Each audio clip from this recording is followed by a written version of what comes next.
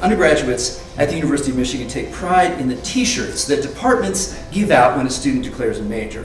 Students wear them a lot, right, because your major is a primary form of public identity among college students. Now in 2010, the history department asked students in the history club, the most dedicated, to design a new shirt, which they did. The front looked like all the other shirts. On the back, however, the students offered a quote said by many people, but attributed primarily to Winston Churchill. Now, a little context here will be useful for those of you who don't know Michigan well. Michigan's fight song is titled The Victors.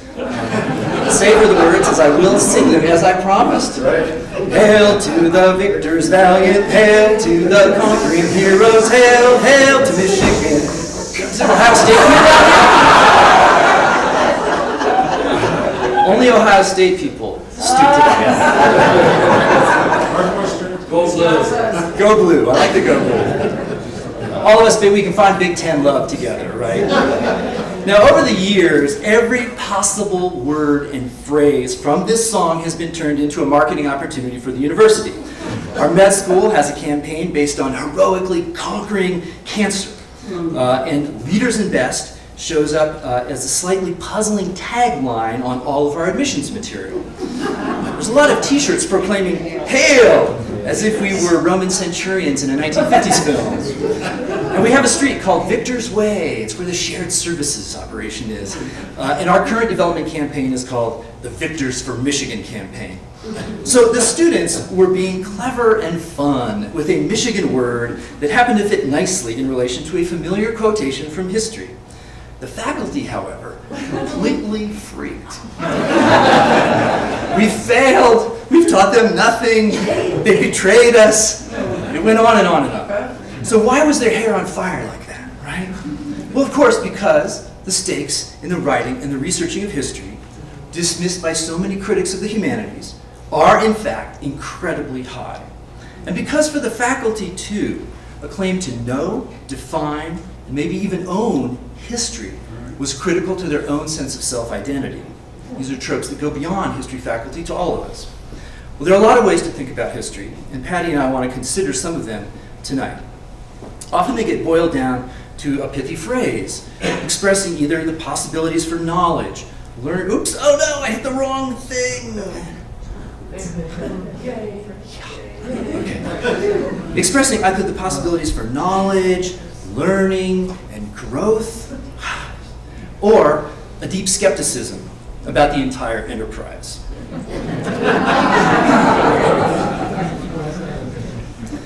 Or, as Churchill also observed, so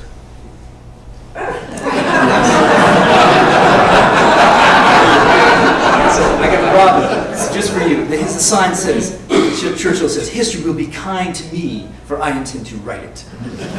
Well, the Michigan faculty, and I think it's safe to say most academic historians don't believe for a minute that history is only written by or for the victors. The phrase is the kind of truism that is sometimes kind of, sort of true, but which is as often not. The South, for example, did an excellent job claiming and writing the first histories of the Civil War. The interpretive ideas that structured those histories, things like the lost cause and states' rights, those things continue to resound today. The Second World War is remembered not only through the lens of the greatest generation, but also that of the Holocaust. And the idea of genocide has become an important tool for thinking about instances of mass slaughter. Or we could go way back in time. Thucydides, an Athenian, is revered and remembered for his history of the Peloponnesian War, an account of a conflict in which Sparta defeated and subjugated Athens. And indeed, Thucydides is considered one of the founders of modern history, that non-victor. He had strict standards for the gathering of evidence. He was uninterested in letting the gods have a role in human affairs. He cared about human motives, fear, self-interest, necessity. And he cared about those things in understanding why people acted the way that they did. So, no, history is not necessarily written by or only for the victors. Non-victors, even under conditions of near total domination, preserve their histories in collective memory, and they document and narrate them, carrying stories of the past as resources for possible futures. Nor is it true, we should add, that the root of all recollection of the past is some kind of conflict that inevitably produces winners and losers. The past also contains the everyday lives of people who are not necessarily locked in combat 24/7. In a democracy that, at least theoretically, and I think largely actually, protects freedom of speech, assembly, publication, and memory, there are in fact ample opportunities for communities to recount their losses and their lives in the past, and to offer those histories as correctives to any and all histories offered by the victors, however those folks are to be defined. And indeed, this recounting, not just of the lives of victors and of great men, but of everyone, has been a goal of many, many kinds of historians, academic historians, community historians, all kinds of people. People who understood themselves to be non-victors have tried to go beyond the maintenance of local or social collective memory, and they have set out to record and publish their own histories, and to do so as challenges to the dominant narratives. So in 1915, for example, Carter G. Woodson founded the Association for the Study of Negro Life and History and began publishing the Journal of Negro History. At the turn of the 20th century, hundreds of American Indian people began documenting tribal histories. Folklorist Jovita Gonzalez, historian Carlos E. Castaneda, and education expert and LULAC leader George I. Sanchez, among others, mixed political advocacy with the recording of Latino histories. Sometimes these histories took the form of memoirs or autobiographies, sometimes as collaborations with ethnographers or folklorists, sometimes as self-published or even unpublished collective histories. Adopting in the 1960s what was often called new social history, many academic historians turned away from other branches of history, political, economic, intellectual, and military in particular, not by coincidence, because those are branches of history that actually tend to reinforce some of those stories about victors. Instead, they sought to consider the lives of ordinary people, the rise of social movements, and the nature of social categories, race, class, and gender in particular, but others as well. Those categories that defined people whose histories were not part of dominant historical narratives, or at least not in a good way. So they wrote histories of non-victors, slaves and freedmen, Indians and immigrants, women and workers, racial and ethnic minorities, the queer and the disabled. The faculty who freaked out about the t-shirts, most of them had built their careers around writing histories of the non-victors. And despite being victors themselves, both in the Michigan sense and in having a tenured position at an elite institution, their own identification, and in a very real sense, their identity and their commitments rested firmly with the non-victors. And they understood that few people would read those t-shirts ironically, right? That they were more likely to take Churchill's words as a description of how history actually worked. If we're thinking about this as the motto of the history department, not a good thing. Not a good thing.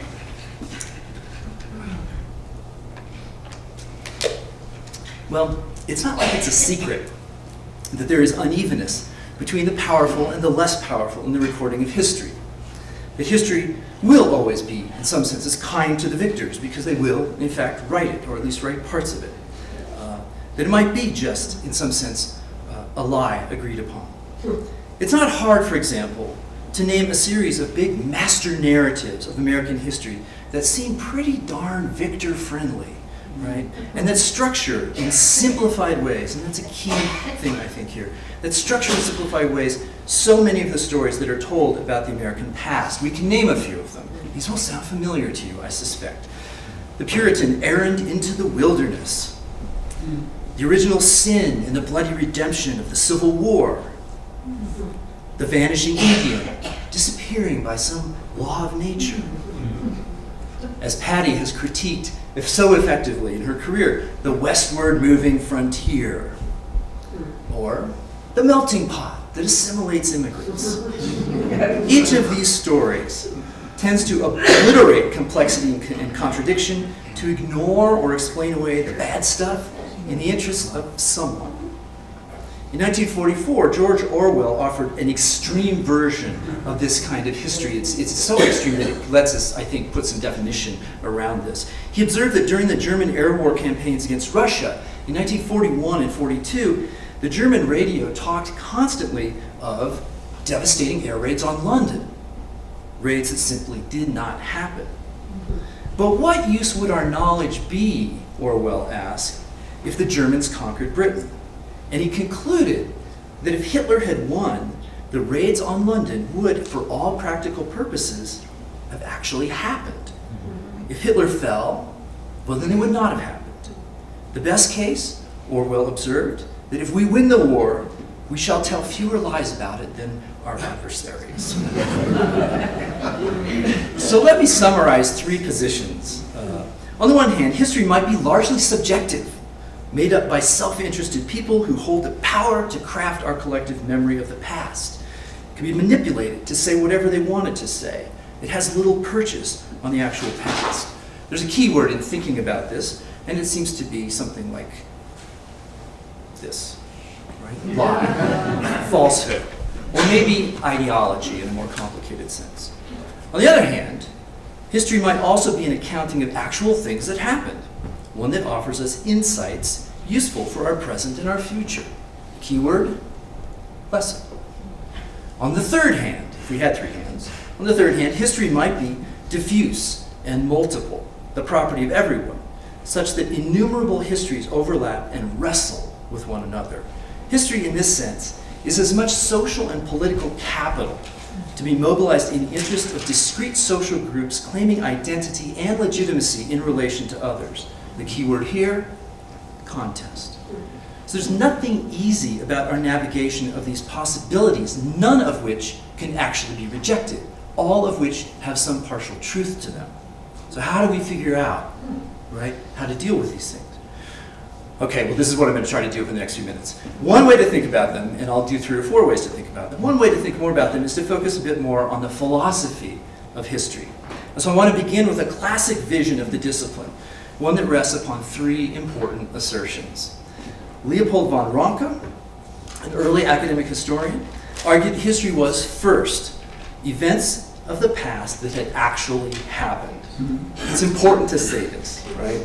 Those events themselves were inaccessible to us as events, right? Since we could not travel back in time to witness or record them. But they did happen, right? They did happen.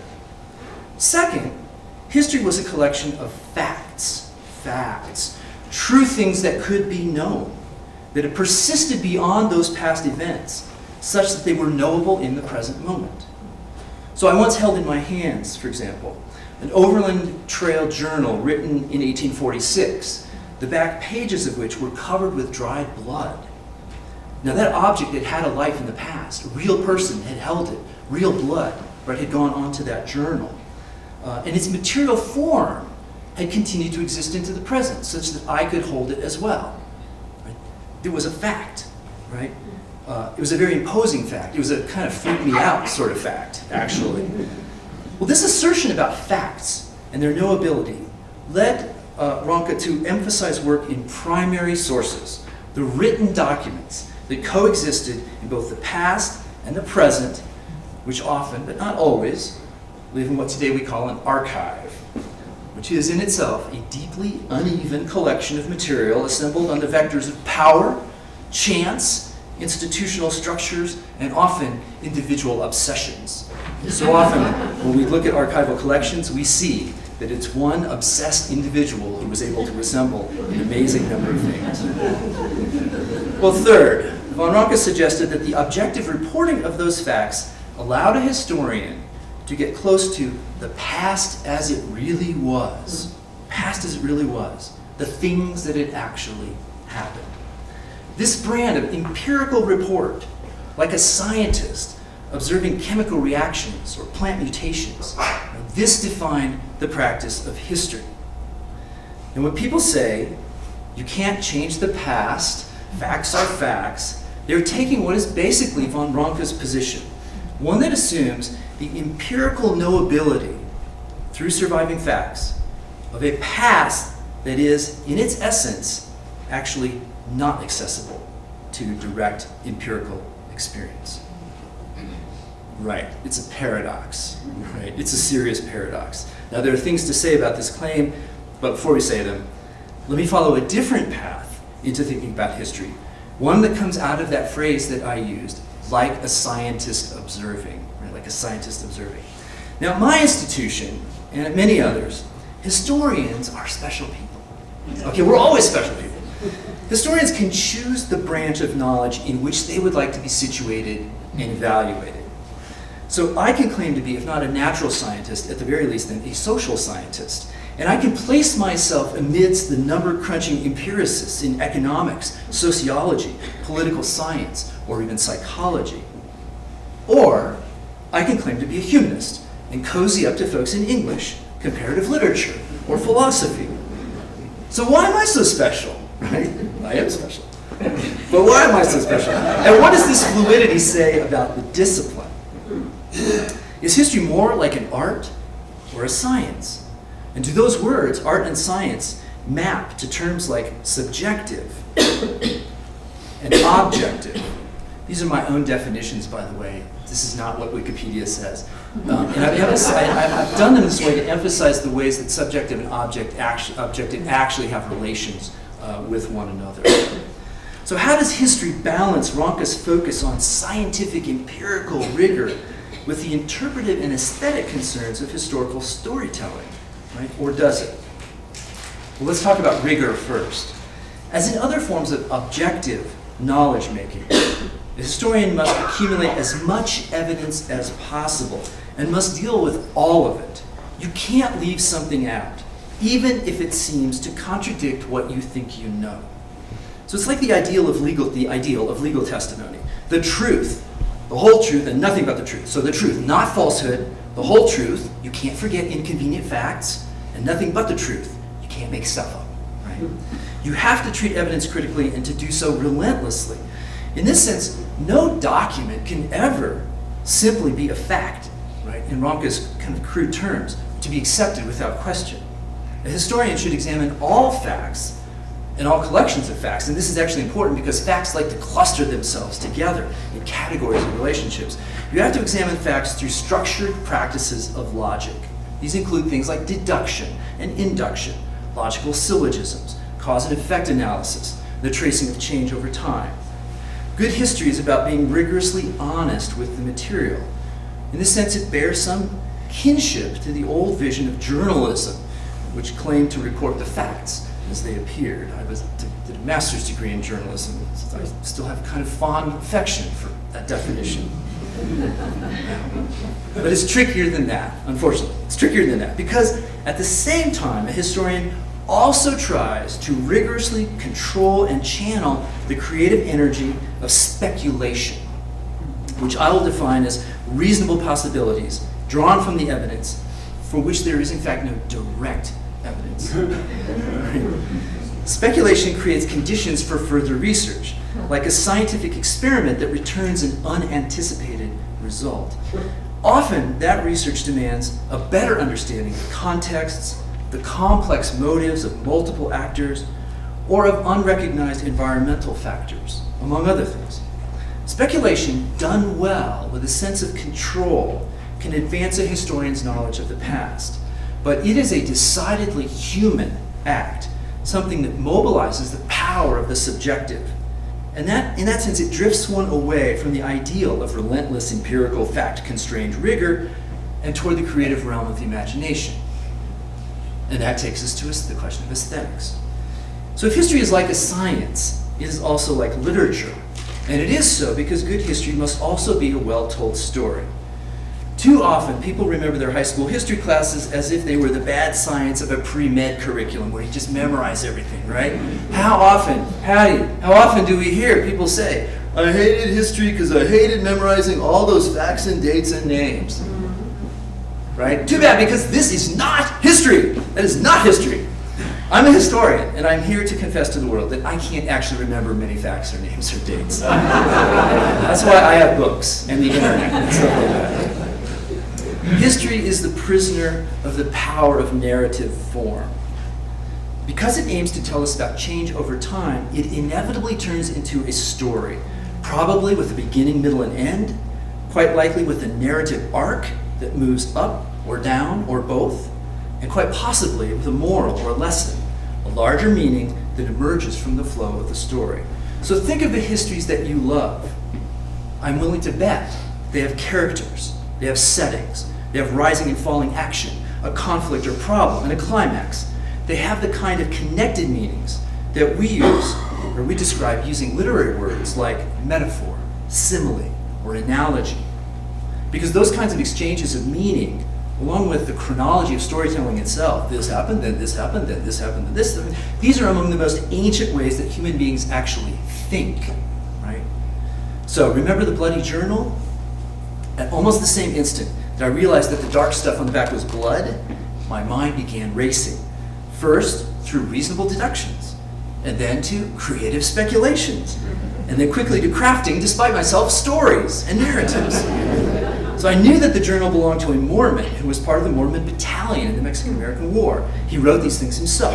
I accepted them, taking as evidence his accounting of his movements and his activities. He kept a careful log, true, as deduction. I could say that after reading his stuff. As he moved south, true, he actually wrote this in his account.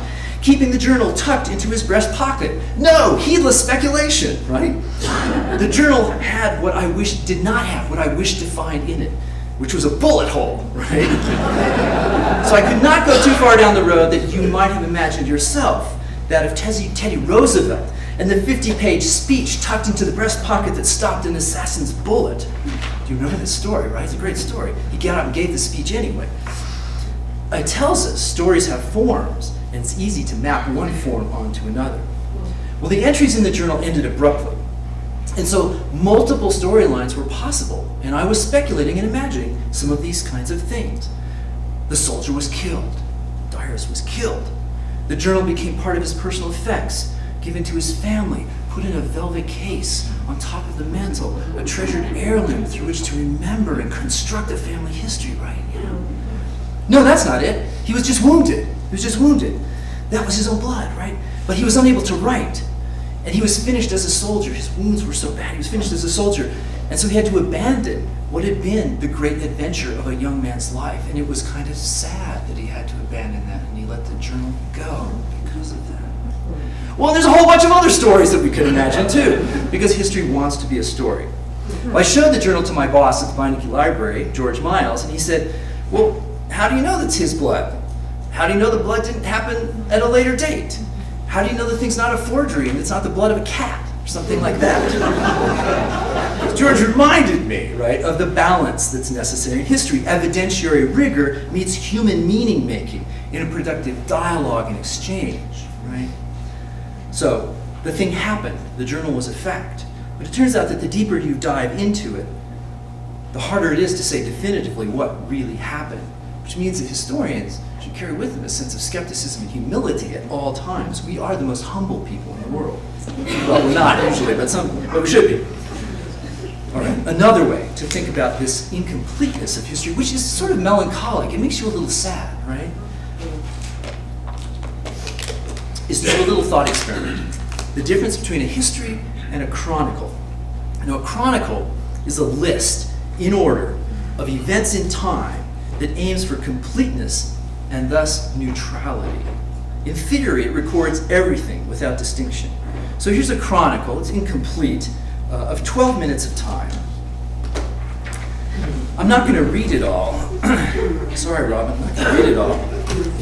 But I'm going to give you a second to just sort of like glance through, because there's a lot of facts in this kind of thing.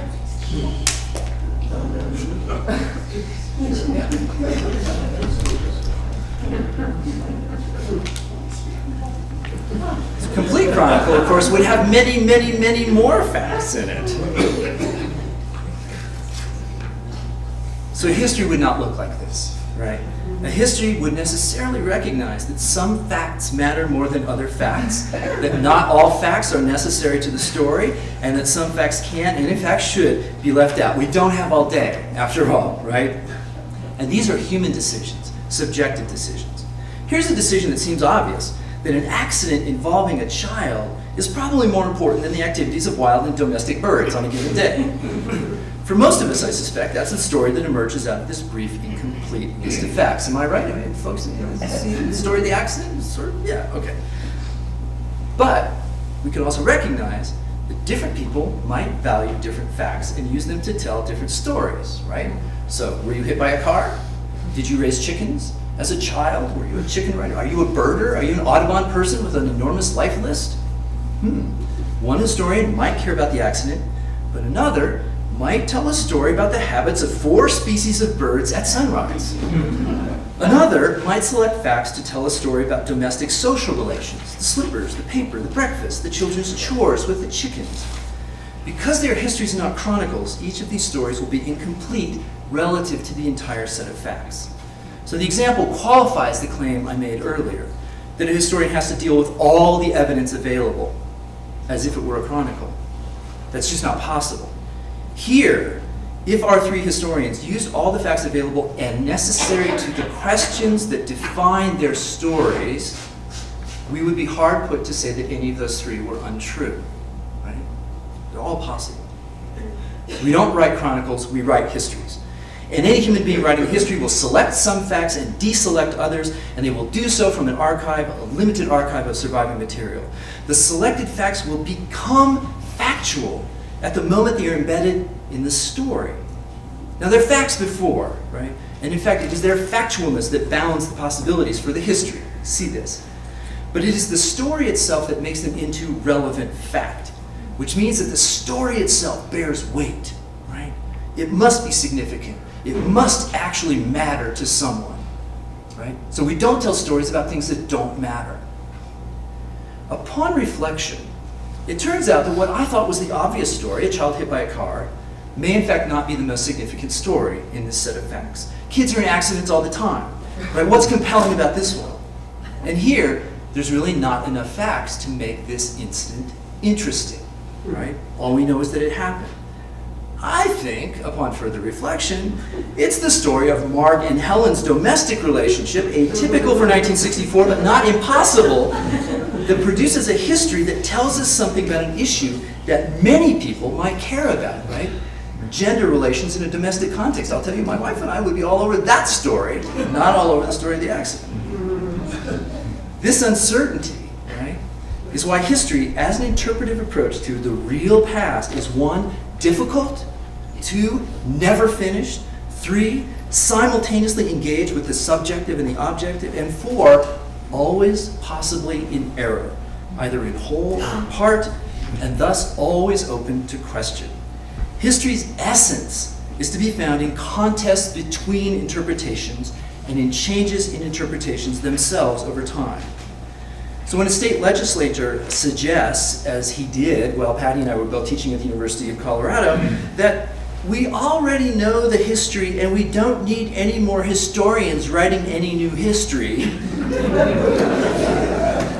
that knucklehead is completely wrong. It's completely wrong. Because interpretation of the past exists always in service to the concerns of the present, right? The present does not define the history, but the history exists in relation to the present.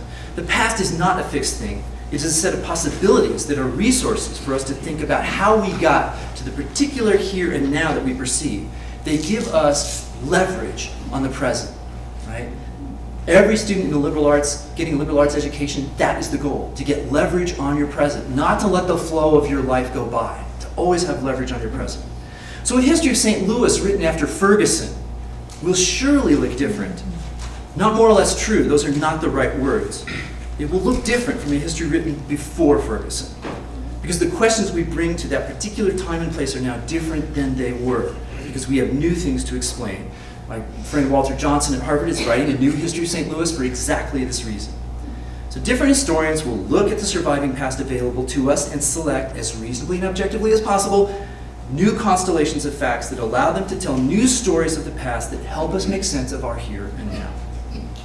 So the person who thinks you can't change the past is both right in relation to Ronca's first premise, the past has happened, can't change that, but wrong, I think, in relation to both of Ronca's other premises. The nature of the fact set, it changes as new things are discovered.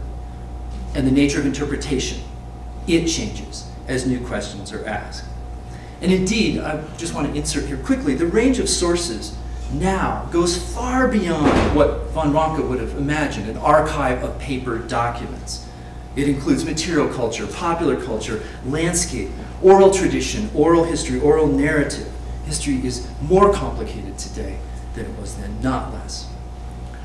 So, we we cut to the real question. Right? Who is to judge the completeness of any historical account? Who is to judge its adherence to the practices of evidence and logic? Who is to judge its relevance to the affairs of the present and future? It would be so nice if there was someone to judge this, but there is not. There is no single all-knowing judge, only the people to and for whom the histories are told. And those people always make room for disagreement. Now, in academic context, the answer has a complicated, answer who's to judge, has a complicated but modestly effective form. A community of scholars, armed theoretically with expertise in both content and method, offers correction and passes judgment through a series of institutional structures: peer review, for publication, for tenure and promotion, and for grants; public debate at professional meetings; a rigorous culture of book reviewing. It is an imperfect system, but it does tend to catch things like fraud, plagiarism, overly creative argument, partial knowledge of the archive, those kinds of things. It is incrementalist at heart, though, and it can struggle when it confronts radically new interpretations of the past. In public contexts, the answer is much, much more complicated. I have colleagues who think that academic history is so much harder than public history. They're so wrong. Public history is much, much harder, much more complicated, and Patty's going to speak to that. Standards for judging histories in this context are perhaps less formulated or less shared, less agreed upon. And interests are both multiplied and, well, interested, right? Really interested. Klaus von Clausewitz, the Prussian theorist of war, once famously suggested that war is the continuation of politics by other means. It sometimes often strikes me that history is a similar continuation. Now, I don't mean a simple critique of red-blue divides and the resulting misappropriations of history. That's far too simple. U.S. society is structured around a tremendous number of social groups and pressing issues, most of which have incredibly complicated dynamics when it comes to creating and implementing law and policy. Those dynamics of issue and interest are represented both through gross simplifications of the past and through distinct and contested histories that add up in and of themselves, an aggregate, to a past that is complex and many-sided. The tragedy of contemporary history is that too often a rich and complicated past is visible. It's visible in the accumulated stories of the combatants on the historical field, even as the stories that are used in those struggles are simplified and distilled to frame positions, solidify social identities, and support political claims. What this means is that good histories, as much as we can judge or say good histories, because they embrace contradictions and complications, end up being more complex and thus less clear and thus less politically potent than less good histories. Because interested histories avoid inconvenience and complications. Their storylines have greater clarity. Their characters are more readily seen as good or bad rather than complicated. And their morals or lessons are more obvious and more pointed. They work well to support political claims, and there's nothing wrong with that as politics. But the standards for judging history, did you leave out that inconvenient fact? How come? They shift away from some complex creative meeting of subjectivity and objectivity, and they shift towards criteria that are based on utility and power, and those are not the same things. What disappears in such a case is the humility that comes with the real pursuit of history, a humility that is pushed home every time you realize how little you can really say about the actual past, how fast the past disappears from a place or a landscape. We walked around Taos today, and Sylvia was remembering places that are now gone. There was a bank building built in my hometown, built in 1972, that was torn down just 4 or 5 years ago to build a new bank building, right? This is what happens, right? Things change. The past is hard to get a hold of, to say something about it. And we also have humility that comes to us every time we come across a story that reminds us of the amazing abilities of human beings to create, survive, prosper, and be, frankly, crazy and complicated people, as we are, as I am, as you are, and as they were. Thank you so much.